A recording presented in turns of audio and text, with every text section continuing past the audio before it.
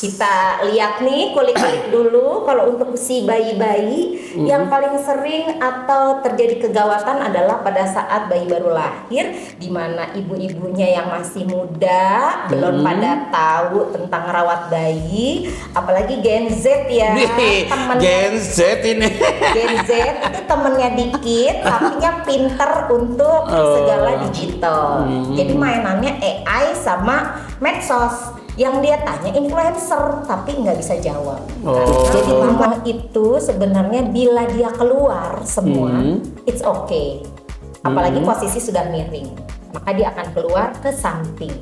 Tetapi kalau posisi bayi terlentang dan malah dia masuk kembali bukan ke saluran pencernaan tapi malah masuk ke saluran pernafasan, itulah yang bisa membuat kondisi yang kita sebut sudden death atau kematian mendadak. Jadi step itu atau kejang demam itu kategorinya atau definisinya adalah pada saat bayi sudah di atas 6 bulan sampai usia 5 tahun.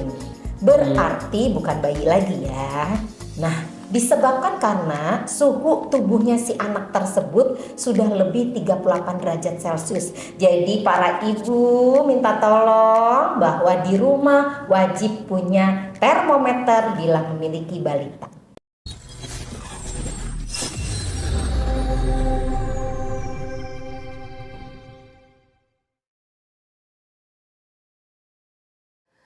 Assalamualaikum warahmatullahi wabarakatuh. Selamat pagi, selamat siang, selamat malam. Pokoknya terserah deh sahabat Obseria nontonnya kapan.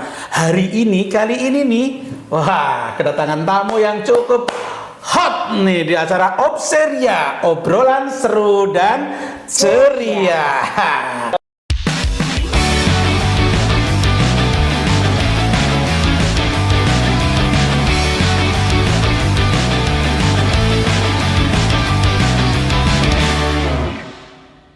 Ini dia, Dokter Desi. Siapa dia? Bira, ngomong sendiri aja.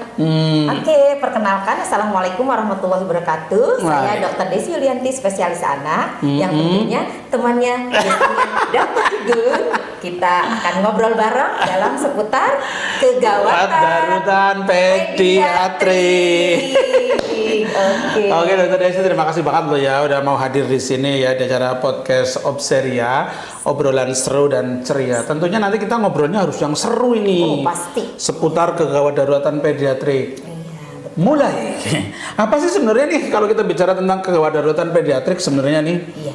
Jadi kalau di bagian anak tuh Dokter Igun, kita membeda-bedakan secara umur. Jadi ada yang neonates yang 0 sampai 28 hari, kemudian ada yang bayi yaitu di bawah 1 tahun, dan selanjutnya kita sebut anak, dan pada saat usianya 9 tahun sampai 18 tahun itu sudah masuk remaja. Nah, kita lihat nih, kulik-kulik dulu. Kalau untuk si bayi-bayi yang paling sering atau terjadi kegawatan adalah pada saat bayi baru lahir, di mana ibu-ibunya yang masih muda belum pada tahu tentang rawat bayi, apalagi Gen Z ya.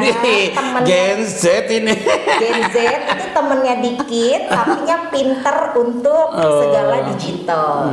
Jadi mainannya AI sama medsos. Yang dia tanya influencer tapi nggak bisa jawab. Karena pertama, begitu anak selesai menetei dengan ibunya, kemudian dia belum disendawakan, tiba-tiba gumoh, ibunya panik. Oke, sebenarnya sebentar. Kalau terjadi gumoh kayak gitu itu, yang paling bahaya apa sih? Jadi posisi, begitu ibunya panik, teriak-teriak, anaknya malah nggak ditolongin.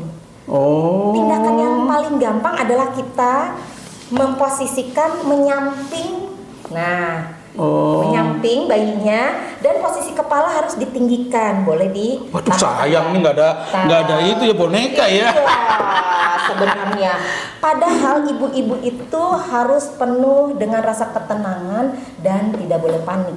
Ya, ingat, menjadi seorang ibu itu makhluk yang luar biasa, stronger. Hamil 9 bulan bawa genderang kemana-mana ya. 9 bulan belum ngedennya. Kalau di SC juga ketemu Dokter Igunnya, iya. Sakit juga ya demam tetap sakit. Tetapi Ini. Sekarang ini tanggal 22 Desember loh. nah, saya justru ingin mengapresiasi kepada seluruh para ibu bahwa Anda menjadi seorang ibu, saya juga sudah menjadi seorang ibu, adalah tugas yang mulia. Jadi jangan pernah merasakan cuman ibu rumah tangga. Loh, justru 24 jam dalam sehari, 7 hari dalam seminggu itu kita melek terus, Ngurusin selalu anak gitu siap ya. siaga, dan tadi emergensi atau kegawatan apa pada anak harus kita pelajari Ya, bareng-bareng. sebenarnya tadi kalau kayak tadi itu gumoh itu bahayanya di mana sih sebenarnya? Mengapa kita harus care, ibu Gen Z juga harus waspada terhadap proses gumoh itu, harus tahu posisinya di apa? Itu sebenarnya paling bahayanya kenapa sih? Jadi gumoh itu sebenarnya bila dia keluar semua, it's okay. Apalagi posisi sudah miring, maka dia akan keluar ke samping. Tetapi kalau posisi bayi telentang dan malah dia masuk kembali bukan ke saluran pencernaan, tapi malah masuk ke saluran pernafasan, itulah yang bisa berbahaya. membuat kondisi yang kita sebut sudden death atau kematian mendadak. Tolong ya buat para ibu-ibu, terutama Gen Z dan semuanya lah ya, kalau habis menyusui jangan lupa disendawakan, hati-hati. Resikonya itu kalau terjadi gumoh, terjadi aspirasi, bisa terjadi kematian yang mendadak atau terjadi gangguan pernafasan. Betul. Apalagi nih kira-kira nih selain kegawat daruratan di bidang bayi, selain gumoh, aspirasi, apalagi ini? Kemudian masih di bayi nih Dokter Igun. Kalau kita lihat begitu bayi baru lahir, dan apa sih yang ibu-ibu yang khawatirkan itu adalah belum bisa menyusui, asinya keluarnya dikit, aku bengong untuk gendong bayinya. Nah, berarti yang kita perlukan adalah cara perlekatan menyusui yang baik dan benar. Oh gitu ya, cara perlekatannya itu ada ilmunya juga gitu ya. Ada ilmunya, dimana kalau posisi yang nyaman, buat nyaman ibunya dan nyaman bayinya adalah saat bayi itu menetek ke ibu, maka perut ketemu dengan perut bayi menghadap ke perut ibu. Kemudian posisi kepala memang harus lebih tinggi pastinya, sehingga dia lebih nyaman. Ibunya nanti boleh ini mau ditambahin bantal, atau ibunya bersandar ke kursi, ya kan, kakinya selonjor, yang nyaman, yang enak. Dan jangan lupa untuk areola atau puting susunya ibu semuanya item-itemnya atau coklat-coklatnya masuk ke mulut bayi. Masuk ke mulut bayi. Semua ke mulut bayi, sehingga tidak ada bunyi. Kalau orang tua bilang, nenek bilang kalau lagi makan, lagi minum itu bersuara, tidak sopan.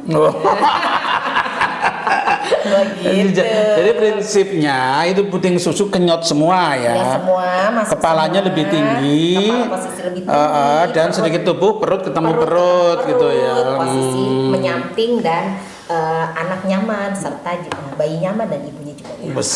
Keren ini, walaupun kelihatannya mudah tapi suatu hal yang kita harus benar-benar paham ya, buat para ibu-ibu itu harus paham, terutama ibu-ibu muda ini. Siapapun ibu-ibu tua bolehlah kalau nonton ini diajari ke anaknya atau bisa ke siapapun. Bisa jadi kehamilan pertama atau kedua belum ASI. Belum jadi, ASI. Yang sudah ASI dan ibu-ibu yang memang punya anak kedua, ketiga, keempat ternyata memang belum ASI, ayo gerakan mengasihi ASI itu utama. Kenapa? Pada saat menyusuinya atau perlekatannya tidak benar, maka timbulnya adalah kuning pada bayi. Oh, itu bahaya, gawat daruratan itu kuning gitu ya. Kuning pada bayi bisa menyebabkan kejang pada bayi. Nah, ini nih sekarang kita bilang kejangnya aja deh. Iya, seru kalau terjadi kejang pada bayi, apa yang mesti kita lakuin? Nah, jadi yang pertama tetap tidak boleh panik. Jadi rumus pertama ya. Rumus pertama tetap tidak boleh panik. Nah. Jadi sebagai seorang ibu harus tenang, di mana kita harus memastikan apakah ini kejang beneran atau bohong-bohongan. Loh, emang ada ya bohong-bohongan? Gue mau tanya, beneran sih bohong-bohongan? Anak kecil udah ngerjain orang tuanya. Karena tadi kalau faktor kulitnya kuning, apalagi sudah matanya yang putih ini jadi terlihat kuning, telapak tangan yang putih ini terlihat kuning, maka kuningnya tersebut levelnya sudah melebihi dari level normal. Apa yang bisa terjadi akan mempengaruhi ke otak. Makanya menyebabkan kenikterik atau bahasa kerennya, kalau bahasa awamnya adalah kejang pada saat bayi kuning. Kejang pada saat bayi kuning. Maka Mengapa itu bisa terjadi itu? Waspadalah.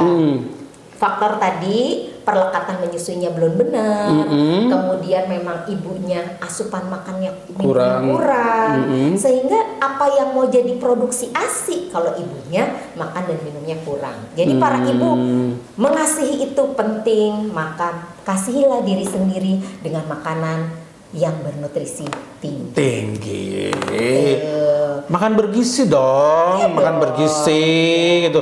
Jangan apa-apa buat suaminya, justru buat ibu yang lagi menyusui gitu. Jangan cuman sop yang ibu makan, cuman sayurnya sama airnya. Cekernya dagingnya dikasih karo bocor. Makanya lembu ya.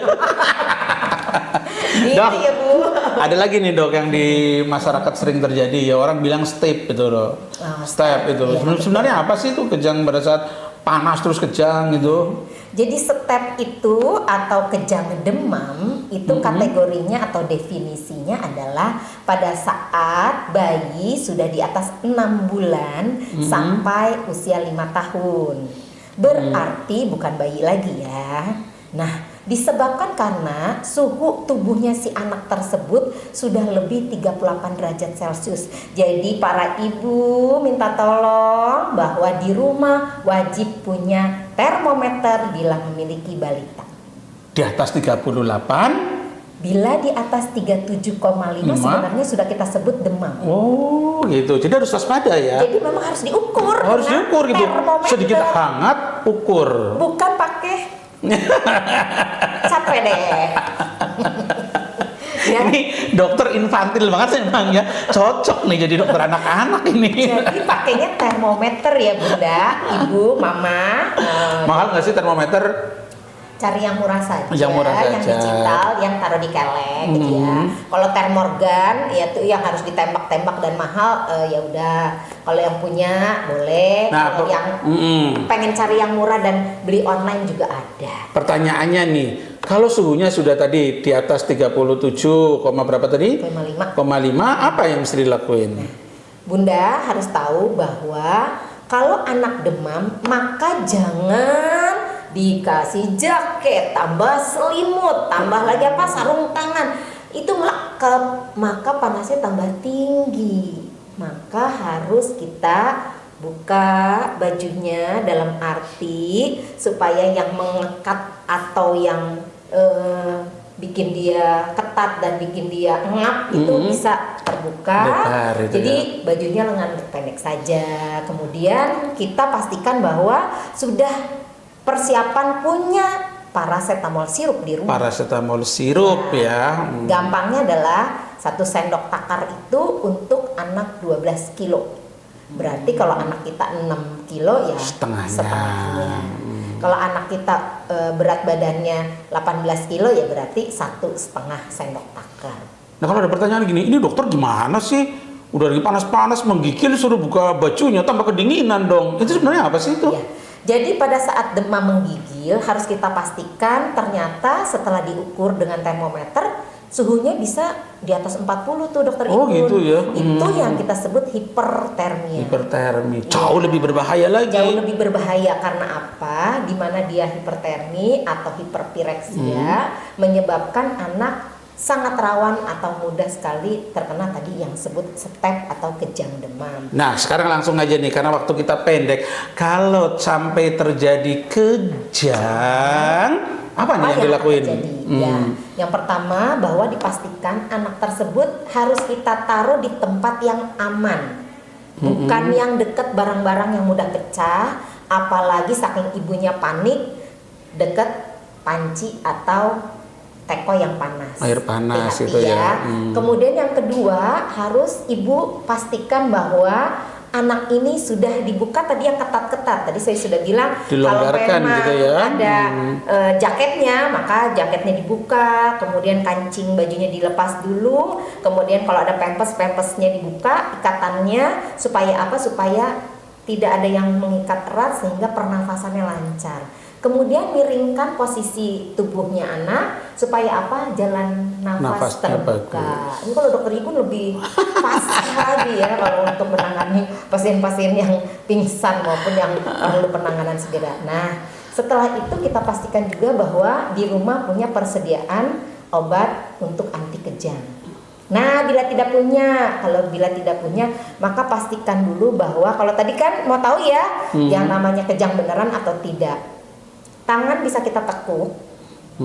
Kalau tangannya ditekuk kan tadi begini, pelonjotan. Tangannya ditekuk, kemudian dia berhenti, berarti itu bukan kejang. Oh, dia ditekuk, dia berhenti, dia bukan kejang. Tapi kalau ditekuk masih jotot ini berarti masih kejang ini ya. Bisa saja anak tersebut cari perhatian. Kemudian juga anaknya memang bukan yang demam, benar-benar demam. Makanya harus benar-benar termometernya wajib di rumah dan sudah dikalibrasi. Begitu dibuka baterainya kosong. Aduh, jadi jangan ya ibu-ibu ya, bunda semuanya dipastikan suhunya sudah diukur dan dipastikan tadi posisinya, letaknya aman, posisinya miring, kemudian juga kita berikan obat anti kejangnya yang pertama lewat dubur. Dan pastikan bahwa sudah sesuai dengan resep dokter karena obat anti kejang itu obat keras. Bahaya ya, dia bisa efeknya nafasnya berhenti juga bisa. Efeknya adalah bisa depresi pernapasan atau nafasnya berhenti.